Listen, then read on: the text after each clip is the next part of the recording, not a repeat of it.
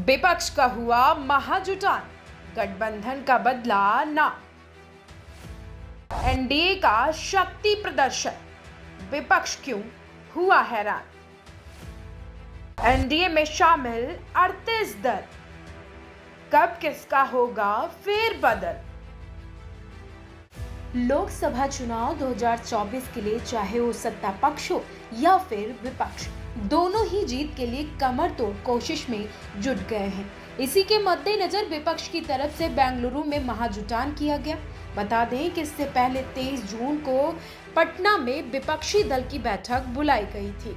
वहीं बेंगलुरु में हुई बैठक में देश की 26 राजनीतिक पार्टियों ने हिस्सा लिया और इस महाबैठक को सफल बनाने की पुरजोर कोशिश भी की गई। एक मंच पर सभी राजनीतिक पार्टियों ने अपने अपने मतभेदों को दरकिनार कर एक साथ 2024 का चुनाव लड़ने का संकल्प लिया। इसी के साथ इस बार विपक्ष की तरफ से जो गठबंधन बनाया गया उसका नाम भी तय कर दिया गया और इस गठबंधन का नाम विपक्ष ने इंडिया रखा है। अब 2024 की जो लड़ाई है वो इंडिया बनाम एनडीए हो चुकी है। इन तमाम बातों के साथ ही विपक्ष की बैठक पर सवाल भी उठना शुरू हो गए हैं। अब अगर बात करें एनडीए की, तो वहीं इस बैठक के बाद दिल्ली में एनडीए की भी बैठक बुलाई गई। इस बैठक में एनडीए की तरफ से जोरदार शक्ति प्रदर्शन किया गया। जिस तरह से शक्ति प्रदर्शन किया गया उसे देखकर विपक्ष पूरी तरह से हिल गया है। पीएम मोदी की अध्यक्षता में दिल्ली के अशोका होटल में बैठक बुलाई गई, जिसमें कुल 38 दलों ने हिस्सा लिया। विपक्ष की तरफ से जहां पर लोकसभा चुनाव के लिए 26 दल एक साथ आए, तो वहीं जो ये 38 का आंकड़ा दिखा वो भारी पड़ता दिखाई दे रहा है। एनडीए की तरफ से 2 साल बाद बैठक बुलाई गई थी। बीजेपी ने आखिरी बार ये बैठक नवंबर 2021 में एनडीए नेताओं की संयुक्त बैठक बुलाई थी। एक तरीके से अगर देखें तो एनडीए की ये मीटिंग से विपक्षी एकता को मुंहतोड़ जवाब मिला है। कांग्रेस, आरजेडी, तृणमूल कांग्रेस समेत 26 दलों ने बीजेपी के खिलाफ साझा लड़ाई लड़ने का ऐलान कर दिया है। इसी को देखते हुए बीजेपी भी एनडीए में जान फूंकने का काम कर रही है। मैं हृदय से बहुत आभारी हूं। एक तरह से एनडीए श्रद्धेय अटल जी की एक और विरासत है जो हमें जोड़े हुए है। एनडीए के निर्माण में आडवाणी जी ने भी बहुत अहम भूमिका निभाई थी और वो आज भी हमारा मार्गदर्शन कर रहे हैं। हमारे प्रकाश सिंह बादल जी हों, बाला साहब ठाकरे जी हों, जॉर्ज फर्नांडिस जी हों, रामविलास पासवान जी हों, अजीत सिंह जी हों, शरद यादव जी हो, सभी ने अपनी अपनी तरह से एनडीए को मजबूती देने का काम किया। अब सियासी गलियारों में सबसे बड़ा सवाल यह है कि क्या बीजेपी इन 38 दलों के जो सदस्य हैं उनको केंद्र की सत्ता में भागीदारी देगी। अगर ऐसा होता है तो किस दल को मोदी कैबिनेट के फेरबदल में जगह मिल पाएगी। बीजेपी कैबिनेट में किसको मिलेगी जगह। दरअसल 2021 में बीजेपी की कैबिनेट का विस्तार किया गया था। उस वक्त 4 सहयोगी दल के सांसदों को सरकार की कैबिनेट में शामिल किया गया था। जेडीयू से आरसीपी सिंह को और लोजपा से पशुपति पारस को कैबिनेट में शामिल किया गया था। इसके साथ ही अपना दल से अनुप्रिया पटेल और आरपीआई से रामदास आठवले को राज्य मंत्री बनाया गया था। वहीं साल 2022 में आरसीपी सिंह को कैबिनेट मंत्री के पद से इस्तीफा देना पड़ा था। मौजूदा स्थिति में सहयोगी दल से केवल कैबिनेट में 3 ही दल के नेता शामिल हैं।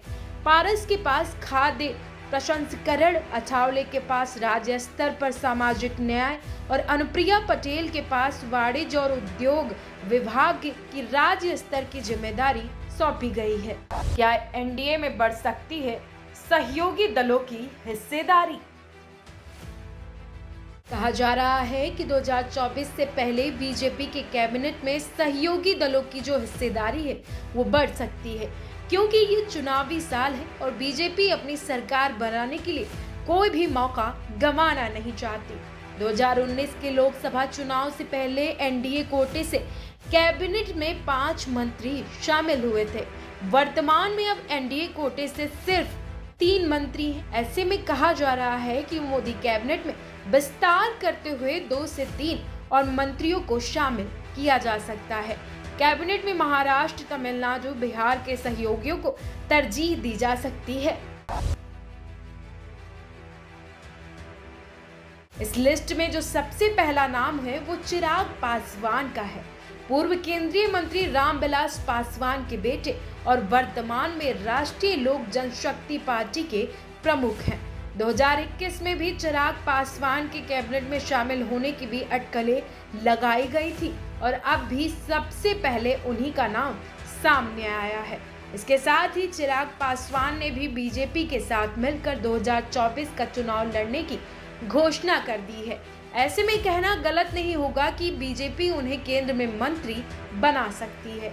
हालांकि पशुपति को लेकर चीजें साफ नहीं हो पाई हैं। लोजपा का बिहार में दलित सीटों पर मजबूत जनाधार है। इससे पहले हुए लोकसभा चुनाव में लोजपा को बिहार में 6 सीटें हासिल हुई थी। रामविलास के रहते हुए लोजपा ने खगड़िया, मधेपुरा, वैशाली, मधुबनी, बेगूसराय, जमुई समेत कई सीटों पर अपना वोट बैंक मजबूत किया था, लेकिन पार्टी में टूट होने की वजह से थोड़ा सा बिखराव देखने को मिला था। वहीं अब चिराग पासवान ने अपनी मेहनत और लगन से उसे भी दरकिनार कर दिया है। इसीलिए चिराग पासवान की सबसे मजबूत दावेदारी मंत्री बनने के लिए मानी जा रही है। दूसरा नाम जो है वो है प्रफुल्ल पटेल का। एनडीए की मीटिंग में शरद पवार के भतीजे अजीत पवार भी शामिल हुए हैं। अजीत हाल ही में अपने चाचा से बगावत कर महाराष्ट्र सरकार में भी शामिल हुए हैं। इसी वाकये के बाद से ये चर्चा काफी तेज हो गई है कि मोदी सरकार की कैबिनेट में प्रफुल्ल पटेल को शामिल किया जा सकता है। प्रफुल्ल पटेल वर्तमान में राज्यसभा सांसद हैं और पहले भी प्रफुल्ल पटेल कैबिनेट मंत्री मनमोहन सरकार में रह चुके हैं। अगर अब बनते हैं तो उन्हें इस्पात मंत्रालय मिल सकता है। कैबिनेट में जो नाम शामिल होने के कयास लगाए जा रहे हैं उसमें तीसरा नाम है राहुल शेवाले का। मोदी कैबिनेट में शिवसेना गुट के राहुल शेवाले को भी मंत्री बनाया जा सकता है। शेवाले सदन में संसदीय दल के नेता भी हैं। जानकारी के मुताबिक एकनाथ शिंदे ने बीजेपी हाईकमान से 3 पदों की मांग की है। अगर हम बात करें नए समीकरण की तो उसके लिहाज से 3 पदों के मिलने की संभावना कम है। चौथा नाम है एम थंबी दुरई। लोकसभा के पूर्व deputy speaker M Thambi Durai की भी मंत्री बनने के कयास लगाए जा रहे हैं। थंबी दुरई AIDM के कोटे से मंत्री बनाए जा सकते हैं। अगर ये मंत्री बनते हैं तो पहली बार ऐसा होगा कि तमिलनाडु के किसी क्षेत्रीय पार्टी को केंद्र सरकार में जगह मिलेगी, और ये इसलिए कहा जा रहा है क्योंकि वहां पर 40 सीटों में से 39 सीट जीतने का लक्ष्य लेकर बीजेपी ने समीकरण तैयार किया है। माना जा रहा है कि द्रविड़ की सियासत में पैठ बनाने के लिए बीजेपी को AIDMK की सख्त जरूरत है। अब जो नाम है वो है अगाथा संगमा का। मनमोहन सरकार में मंत्री रह चुकी अगाथा संगमा की कैबिनेट में शामिल होने की चर्चा काफी जोरों पर है। अगाथा नेशनल पीपल पार्टी कोटे से मंत्री बनाई जा सकती हैं। ऐसे कयास लगाए जा रहे हैं। एनपीपी पूर्वोत्तर भारत के मिजोरम, नागालैंड, अरुणाचल समेत मेघालय में काफी हद तक सक्रिय पार्टी है। अगर बात करें लोकसभा सीट की तो इन सभी राज्यों में लोकसभा की कुल 5 सीटें हैं और बीजेपी इन्हें गंवाना नहीं चाहती है। बात कर रहे हैं चंद्रबाबू नायडू की, तो इनका नाम भी मंत्री बनने की रेस में शामिल किया गया है। बता दें कि इनके नेतृत्व वाली पार्टी तेलुगु देशम पार्टी पहले से ही एनडीए का हिस्सा है। ऐसे में जब दक्षिण में बीजेपी कर्नाटक चुनाव हार चुकी है तो अब बीजेपी कोई भी रिस्क लेने के लिए तैयार नहीं है। यही वजह है कि भाजपा चंद्रबाबू नायडू से गठबंधन करके आंध्र प्रदेश में आगे बढ़ना चाहती है। लिहाजा इस बार तेलुगु देशम पार्टी के किसी एक सांसद को कैबिनेट में मंत्री बनने का अवसर मिल सकता है।